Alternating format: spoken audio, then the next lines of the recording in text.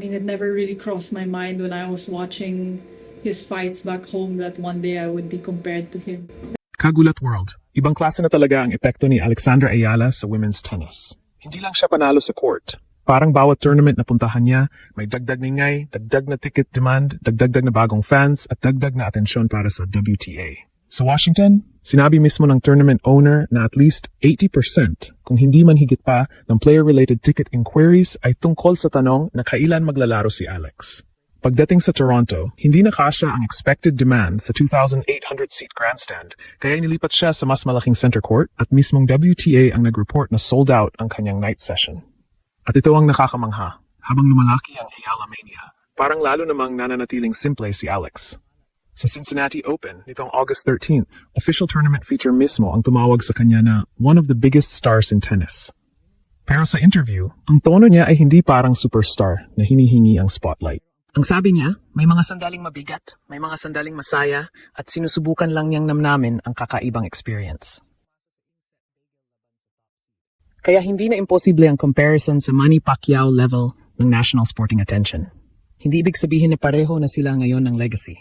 Malayo pa ang career ni Alex, pero may malinaw ng isang bagay. May atleta na naman ang Pilipinas na kayang magpagising ng mga Pinoy madaling araw, magpuno ng venues abroad, at magdala ng bagong audience sa isang global sport. International coverage has already drawn that Pacquiao-era parallel. At habang nakikinabang ang tennis sa Ayala effect, si Alex mismo, trabaho, pamilya, bansa at tennis pa rin ang sentro. Kung gusto nating maintindihan kung bakit masasabi nating nakikinabang ang WTA sa pagangat ni Alex, hindi kailangan ng exaggerated na theory. Tingnan lang ang nangyari nitong mga nakaraang linggo. Sa Mubadala DC Open sa Washington, hindi ordinaryong fan interest ang na-generate ni Alex. Tournament owner Mark Ein revealed that virtually all the player-related requests coming into their ticketing team were about Alex, and he later put the figure at least 80%. Isipin ninyo yon, may star-studded field, may established champions, may American favorites, pero ang pinakamalaking tanong ng fans ay kung kailan lalabas sa court ang isang 21-year-old Filipina. At hindi lang ito hype mula sa mga Pilipino. Pagkatapos talunin ni Alex si Jessica Pegula sa final, mismong si Pegula ang kumilala sa epekto ng Filipino crowd. Sinabi niya na ang mga Filipino supporters ay tumutulong sa paglago ng tennis around the world. Napakahalaga ng statement na iyon dahil galing mismo sa isang elite American player na natalo sa sariling bansa. Hindi niya tiningnan ang Ayala crowd bilang istorbo lamang.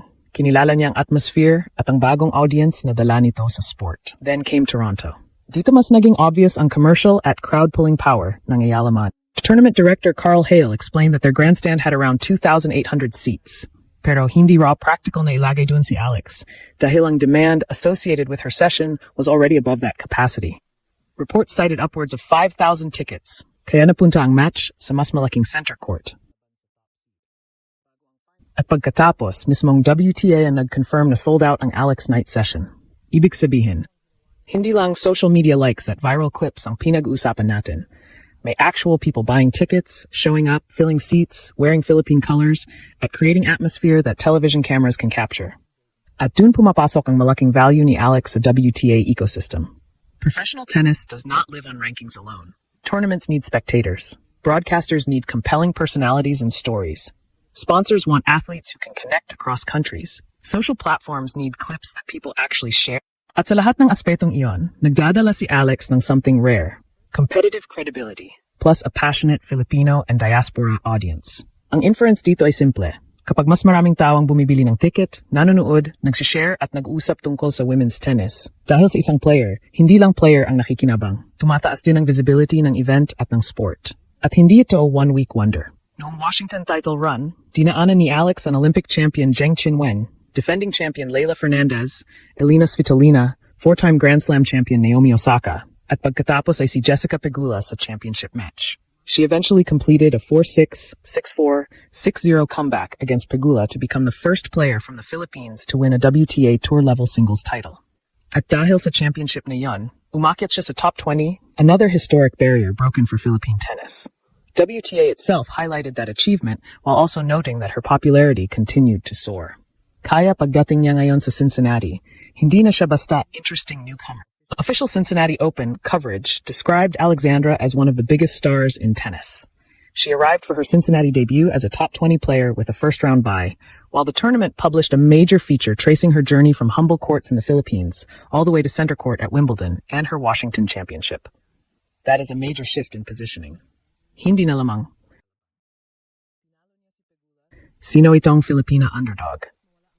Ngayon ang usapan ay, ano na naman ang gagawin ni Alex? At higit pa sa ticket sales, may epekto rin ito sa grassroots tennis sa Pilipinas. Reports describe increased demand for courts, lessons, and camps as more Filipinos become interested in the sport. Alex herself has talked about hearing from people back home that mahirap nang makakuha ng court. Malaking contrast sa panahon nung bata siya at may mga court na halos walang gumagamit. Imagine the long-term effect of that. Kapag may batang Pilipino ngayon na humawak ng tennis racket dahil nakita niyang tinalo ni Alex ang isang Grand Slam champion, kapag may pamilya na unang beses nanood ng WTA dahil kay Alex, kapag may Filipino community abroad na bumili ng tickets para suportahan siya, hindi lang Alex ang nananalo. Tennis itself wins. Yan ang tunay na ibig sabihin ng buong WTA na kinaban. Hindi natin sinasabing bawat WTA tournament ay direktang kumikita kay Alex. Ang mas matibay na punto, her rise is generating fresh attention, ticket demand, new viewers, new Filipino fans, and a market that women's tennis can engage more deeply than before. At sa global sports business, napakalaking bagay niyan. At ang pinaka-interesting sa lahat ay kung paano hinahawakan ni Alex ang biglang paglaki ng kanyang pangalan.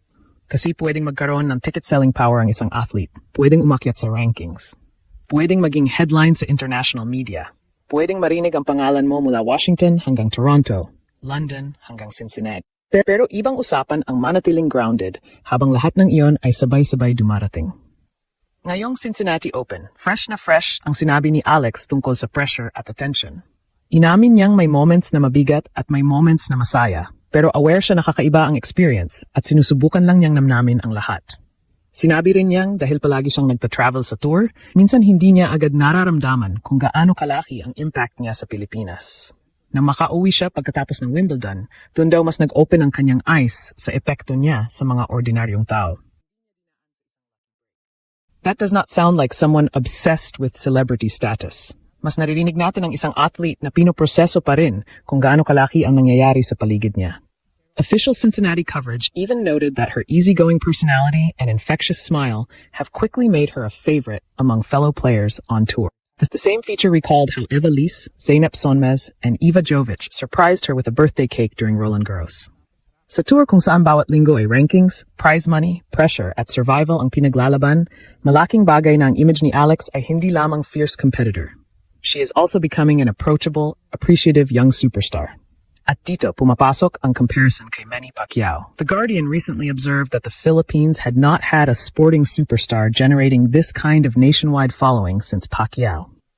Habang, Spanish publication AS similarly framed Alex as the country's biggest sporting phenomenon since the glory years when Filipinos collectively stopped to watch Manny fight.